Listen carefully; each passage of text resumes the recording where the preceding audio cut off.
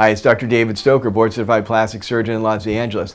I do a lot of facial rejuvenation in my practice, and that includes lip lifts.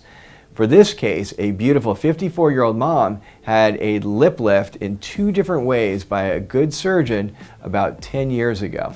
And today she's back for me to revise that lip lift, give her a little bit more perky, more youthful appearance, and let me walk you through this outcome. Okay, first of all, notice how beautifully healed that incision is underneath her nose, even though it's the second time that she's had a lip lift. Also, notice a significant improvement. Her lips no longer curl in nearly as much as they did beforehand. She's got an everted, very nice, more natural appearance now.